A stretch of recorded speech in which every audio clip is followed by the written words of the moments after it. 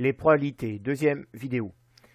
Expérience aléatoire à 2 épreuves. Donc, dans cette vidéo, je vais aborder les expériences aléatoires à 2 épreuves à travers un exemple. Donc, présentation de cet exemple. Donc, Paul a 3 couleurs préférées qui sont le bleu, le rouge et le vert. De ce fait, dans son armoire, son bac à chaussettes contient 2 paires rouges, 2 paires vertes, 4 paires bleues. Et dans sa penderie, il y a 3 chemises bleues, 3 chemises vertes, une chemise rouge. L'expérience consiste en, le matin, pas très bien réveillé, il prend d'abord une paire de chaussettes au hasard. Puis, il prend ensuite une chemise sans en regarder la couleur. Alors, comme j'ai déjà pu le dire dans la première vidéo sur les probabilités, le mieux au départ, c'est de représenter l'expérience aléatoire, donc ici à 2 épreuves, par un arbre. Donc la première partie de l'expérience, c'est prendre une paire de chaussettes au hasard.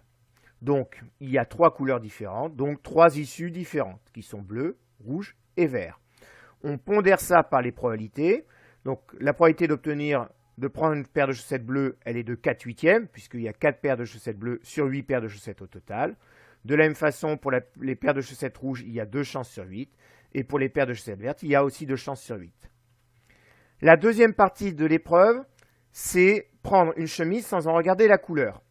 Donc, si on a pris une paire de chaussettes bleues, alors là, pour la chemise, il y a aussi 3 issues différentes possibles, qui sont bleu, rouge et vert, avec 3 chances sur 7 de prendre une chemise bleue, une chance sur 7 de prendre une chemise rouge, et 3 chances sur 7 de prendre une chemise verte.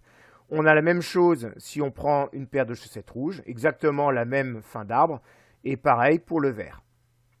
Donc ici, les issues sont, soit on a pris du bleu et du bleu, soit on a pris une paire de chaussettes bleues et une chemise rouge, soit on a pris une paire de chaussettes bleues et une chemise verte, soit on a pris une paire de chaussettes rouges et une chemise bleue, et ainsi de suite.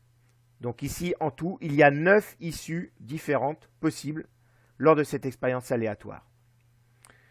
Alors, ce qui est important de connaître dans ce cours, c'est cette propriété-là. Donc, pour calculer la probabilité d'une issue, c'est-à-dire ça, ça ou ça, etc., il faut multiplier les probabilités rencontrées sur un même chemin. Alors, qu'est-ce que ça signifie?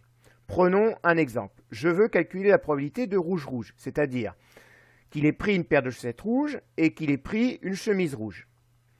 Eh bien, le chemin pour aller à rouge-rouge, c'est, on part de là, on prend une paire de chaussettes rouges et on a 2 chances sur 8 de prendre une paire de chaussettes rouges. On la multiplie avec ce que l'on rencontre sur la deuxième partie du chemin, donc prendre une chemise rouge, c'est-à-dire 1/7. Donc cela donne 2/8 fois 1/7, et on obtient donc 2/56. Prenons maintenant un événement, être habillé de la même couleur, et calculons la probabilité. Donc l'événement être habillé de la même couleur, il y a soit on va être habillé en bleu-bleu, soit Paul sera habillé en rouge-rouge, soit il sera habillé en vert-vert.